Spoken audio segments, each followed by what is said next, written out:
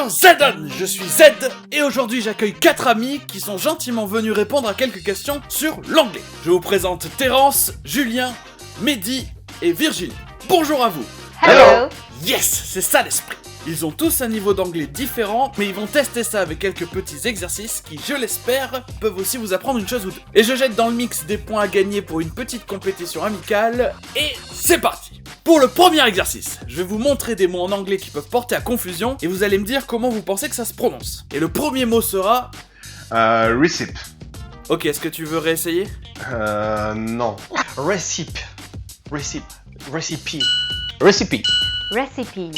Et ça commence bien, c'est en effet recipe. I'll get you the recipe. Now. Ok, on enchaîne avec... Shape. Mishap. My shape.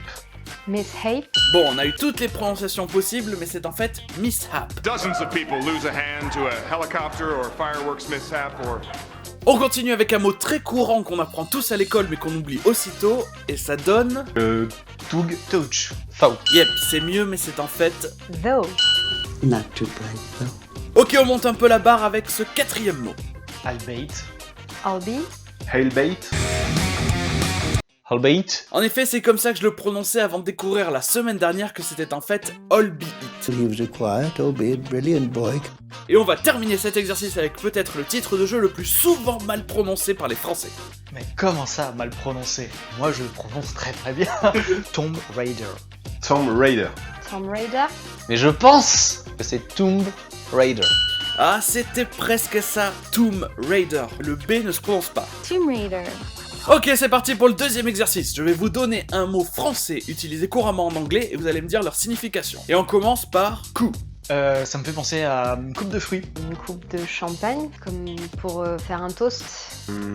Ça doit être genre un casse. C'était bien essayé, mais la bonne réponse, c'est... C'est un coup d'état. General's on. Attempt at a coup. Et on continue avec rapport. Ça doit être un dossier. Un document.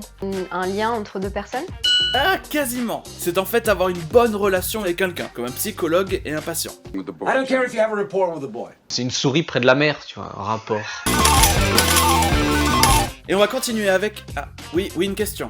What does alamody mean? Ok, faisons ça. Un indice, à la mode, c'est un type de dessert. Ça veut dire que ce serait un dessert français, justement. On va dire un truc du genre homemade, quoi, fait maison. Est-ce que à la mode c'est pas un truc qui est en genre soit en soupe, soit glacé? En fait, quand un dessert est à la mode aux États-Unis, c'est qu'il est accompagné d'une boule de glace. In French, translates literally as in the fashion, à la mode. Et pour le troisième test, on va voir certains acronymes. Ce sont des mots qui sont composés des initiales de plusieurs autres mots. Et on va commencer par un acronyme anglais contemporain. Donnez-moi tout ce que vous avez. Timelapse, director, ressources humaines. The lecture directory. Too long don't read. Ah, c'est quasiment ça, mais c'est en fait... Too long didn't read. Exactement. On continue avec un terme militaire, AWOL, pour quelqu'un qui a déserté. Bill's gone where? No idea. AWOL. The war online. Away War of Legend. Mais as war only lives. Vous me vendez du rêve, mais c'est en fait absence without leave. Absent sans permission. Et on continue avec le mot laser. Oh, parce que c'est un acronyme, ça. Ouais, en effet, ce sont bien les initiales de 5 mots. C'est très technique, alors éclatez-vous. Laser Automobile Security Engineering Rouble.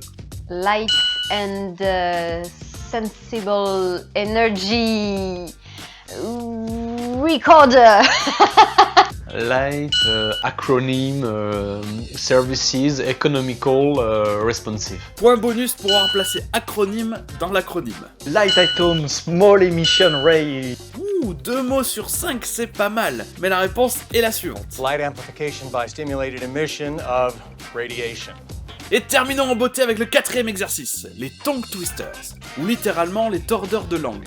Ce sont des phrases particulièrement difficiles à bien prononcer. Lancez-vous avec la première.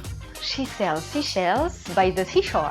She sells seashells by the seashore. She sells seashells by the seashore.